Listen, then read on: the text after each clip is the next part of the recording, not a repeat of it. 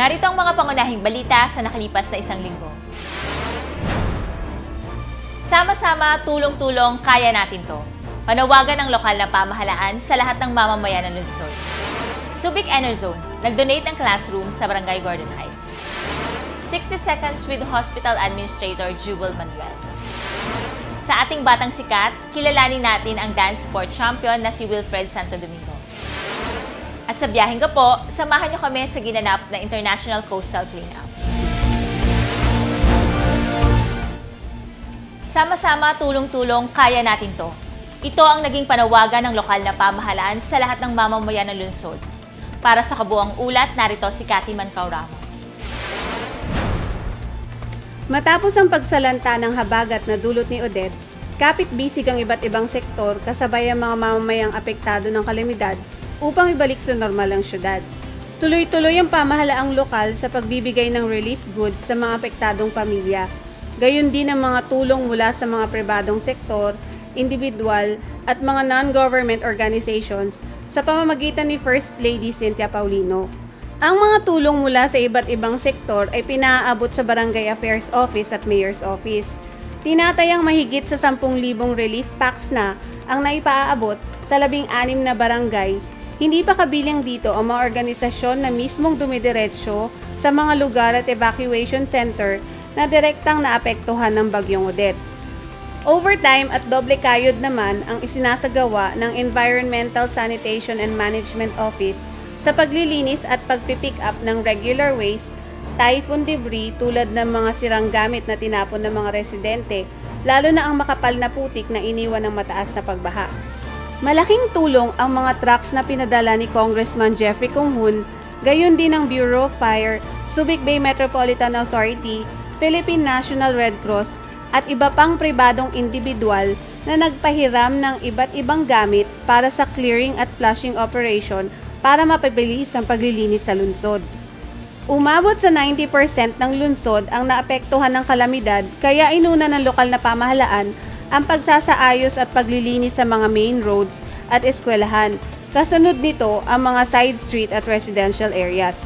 2 linggo ang target ng ESMO na matapos ang paglilinis, kaya't nananawagan ng lokal na pamahalaan sa mga mamamayan ng lungsod ng pangunawa at pasensya kung hindi pa naaabot ng clearing operation ang kanilang mga barangay. Lampas taong baha at isang talampakang putik ang iniwan ng huling habagat sa Barangay Santa Rita. Sa kasalukuyan ay tinututukan ng lokal na pamahalaan ang massive clearing operations sa naturang lugar upang maibalik ito sa dati. Para sa Batang Gapo News TV, Cathy Mancao Ramos, nag-uulat. Pinuntahan ng ating kasamang si DJ Nicole Jose ang ating kababayang champion sa dance sports. Kilalanin natin siya sa ating sikat na Batang Gapo. Samahan niyo akong silipin ang makulay na mundo ng dance sport at ang mga tagumpay at karangalang nakamit ng ating sikat na Batang Gapo. Tara!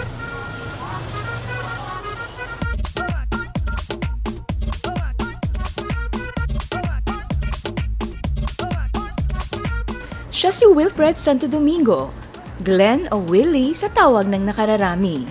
Nagtapos ng sekundarya sa New Cabalan National High School at nag-aral ng Aeronautical Technician sa Pat School of Aeronautics.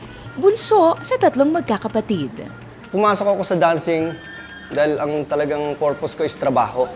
Pero nung nandun na ako, nagsimula na ako sa dance sport. Doon pa lang ako nagsimulang mangarap na may marating ako sa larangan ng dance sport. Doon din nag-start yung first competition ko.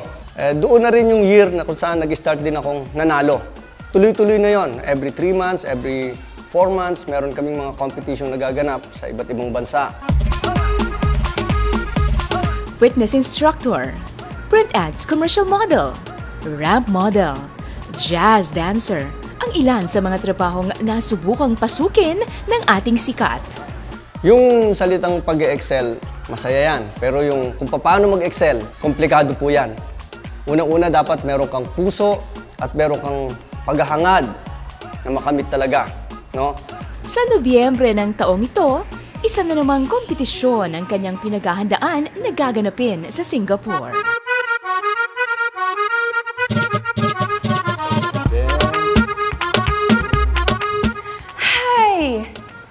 Napakadaling tingnan, pero mahirap gawin. Kailangan ng pag-aaral. Ito ang dapat nating tandaan, anumang larangan ang gusto nating tahakin. Importante ang kagustuhan nating matuto at matuto pa. Ako po si Kathleen DJ Nicole Jose, nag-uulat para sa Batang Gapo News TV.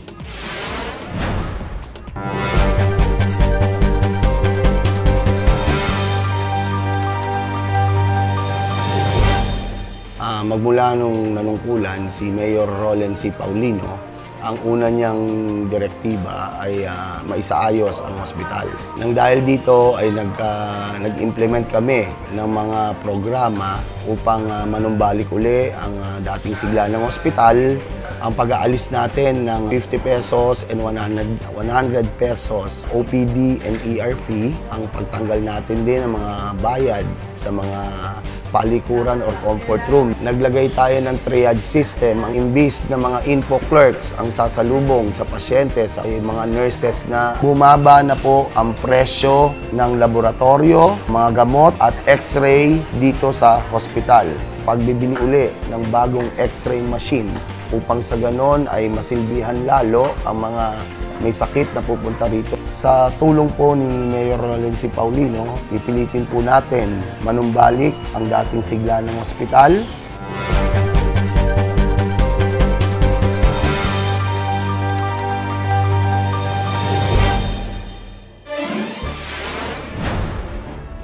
Population Commission or POPCOM, naglunsad ng libreng pagpapatali sa mga ina sa Olongapo. Ito ay bilang tugon pa rin sa patuloy na paglaki ng bilang ng ating populasyon. Ang kabuang ulat mula kay Cathy Mancao Ramos. Kamakailan ay may 22 ina ng tahanan sa Olongapo ang binigyan ng libreng pagpapatali o ligation ng lokal na pamahalaan sa pangunguna ng Population Commission o POPCOM sa pamumuno ni Virginia Navarro at sa pakikipagtulungan ng Mary Stopes Ligation. Nagbigay kami ng isang mother's class sa kanila na binigay namin ng mga kung bakit maganda ang ligation, yung mga benepisyo. Lahat in-aware namin sila bago sila mag-undergo operation. Napakahalaga nito sa mga kababaihan, lalo na yung maraming anak para ma-maintain nila ang health status nila. Layo ng libreng pagpapatali sa mga kababaihan ang mabawasan ng lumulobong populasyon. Kalinsabay nito, ang matutukan ng mga nanay ang pagpapalaki sa kanilang mga anak. Ayon na rin sa pag-aaral ng POPCOM, kadalasang hindi nabibigyang pansin ang pag-aaral ng mga pamilyang may higit sa 4 na mga anak, kaya't malaking tulong ito upang makontrol ang pagdami ng susuportahang bata. Ilan sa konsiderasyon ng pagpayag nila ay ang pampinansyal nilang katayuan sa buhay. Sa hirap ng buhay, tama na yung dalawa. Meron akong lalaki at saka babae na anak, so okay na yun. Para din maibigay ko sa kanila yung love, attention na kailangan din nila, diba? Kaugnay nito, nagsagawa ang POPCOM ng Symposium on Adolescent Reproductive Health na naglayo namang bigyang gabay ang mga kabataan sa maagang pagbubuntis at pakikipagtalik. Dito ay binigyang diin sa mga kabataan ng kabutihang dulot ng edukasyon at masamang epekto ng walang planong pagbubuntis at pag-aasawa. Para sa Batang Gapo News TV, Cathy Mancao Ramos nag-uulat. Nag-donate kamakailan ang Subic Enerzone, isang pribadong kumpanya sa Subic Bay Freeport Zone ng 2 classroom sa Gordon Heights Elementary School. Pakinggan natin muli ang ulat ni Binibining Sheila Sambilyon. Silid pangarap kung tawagin ang mga dinodonate na silid-aralan, mayroon na din itong mga lamesa at upuan, instructional materials, audiovisual equipments at mga libro. Ang aklat, gabay, aruga tungo sa pag-angat at pag-asa o ang AGAP ay katuwang ng Subic Enerzone sa adhikain nito na tumulong sa mahihirap na komunidad na nangangailangan bilang bahagi ng kanilang corporate social responsibility. So every year mayroon tayong dinodonate na 2 classrooms. Kalalaki Elementary School ng 2011 and then Olongapo Central Elementary School in 2012. Ngayong taon sa Gordon Heights Elementary School po. We will just coordinate sa DepEd, no? And then actually DepEd na yung magbibigay ng school. Ipinahayag ni Fernando de Guzman, principal ng Gordon Heights Elementary School, ang kanilang pasasalamat sapagkat hindi lang ang mga estudyante ang magbebenepisyo dito, pati mga magulang at guro. Ganon din ang mga susunod na henerasyon. Malaking tulong po talaga sa mga mag-aral at sa mga magulang. Dahil dati-dati po, maaga po ang umpisa ng klase, lalo ngayong tag-ulan po. Medyo nahirapan sila na maaga silang pumapasok. Pero ngayon po, nasa regular na oras na po yung pagpasok nila, pati sa pag-uwi po sa kanilang bahay. Lagi namang handa ang Subic Enerzone na magbigay tulong at wala silang tigil sa pag-iisip ng mga proyekto na maaari pang itulong sa mga karating syudad ng SBMA. Para sa Batanggapo News TV, Sheila Sambilyon, nag-uulat. Para sa Biyaheng Gapo, samahan natin ang biyaherong si David Bayarong sa International Coastal Cleanup.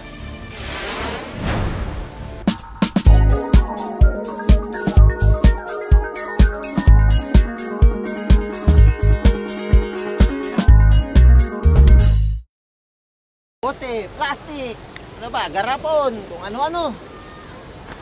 Oy, andyan pala kayo, mga Batang Gapo. Samahan nyo ako ngayon sa isang espesyal na edisyon ng Biyaheng Gapo dahil nandito tayo kasama ang libu-libong volunteers sa International Coastal Cleanup.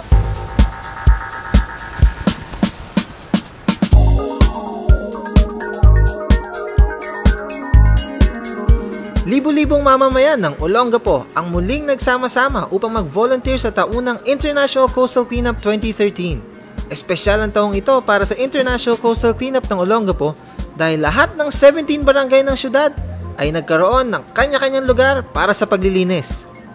Marami po kaming tinap ng mga organizations and mga individuals to help us mobilize the whole Zambales, Olongapo, and SBMA. Binisita po namin si Honorable Mayor Roland Paulino. At nakuha namin po yung support po niya na sabihin sa mga 17 barangays na makisama po sila sa amin. And of course, PAO was one of the instruments also, the Public Affairs Office of Olongapo City. Ang objective niya ay makapag-reach out sa mga tao and inform them kung ano yung problema sa ating kalikasan ngayon. So dito sa coastline, no, marami tayong makikitang basura, lalo na yung inaanod ng dagat, yung mga tinatapon natin from the river. So dito makikita mo marami, malilit na styrofoam na nag-deteriorate na plastic bag, mga tela coming from siguro mga bahay-bahay. So sobrang daming kalat na maliliit na ito dapat yung pinagtutuunan natin ng pansin para hindi na kumakalat to sa mga shorelines natin and sa dagat, no? Nilalayan ng taunang cleanup na ito na ma-educate ang mga volunteers at lalong-lalo na ang mga kabataan sa kahalagahan ng tamang pagtatapon ng basura upang mabawasan ang problema ng ating syudad sa darating na panahon. We learn, the students learn this from the classroom, and then this is the actual application actually nang natutunan nila how to serve. This is an actual experience for them. So I think mas magiging effective kasi hands-on. Bilang estudyante, na-realize po namin na wag pong magtapon ng kalat sa kung saan-saan. Kasi kung malinis yung paligid natin, hindi na natin kailangan magsama-sama para linisin yung isang lugar. Sa lahat po, masasabi ko lang, sana iwasan na po ang pagkakalat para na rin sa lahat, para iwas sakit. Basura, alright. Yan, daming basura. So yan, mga Batang Gapo, nakita nyo naman kung gaano karaming basura na pupulot natin dito sa coastline. So dapat umpisahan natin sa bahay ang reduce, reuse, recycle. So lahat ng volunteers and mga nag-organize itong International Coastal Cleanup, maraming salamat sa inyo. Ako ulit si David Bayarong para sa Biyaheng Gapo. Hanggang sa susunod na taon. Pulot pa akong basura. Next year ulit! Muli na naman ninyong nasaksihan ang mga pangunahing balita na nakalap ng ating mga kasama sa loob ng isang linggo. Para po sa Batanggapo News TV, Abigail Gracia Legaspi ang inyong tagapagbalita. Mabuhay Olongapo, kaya natin to!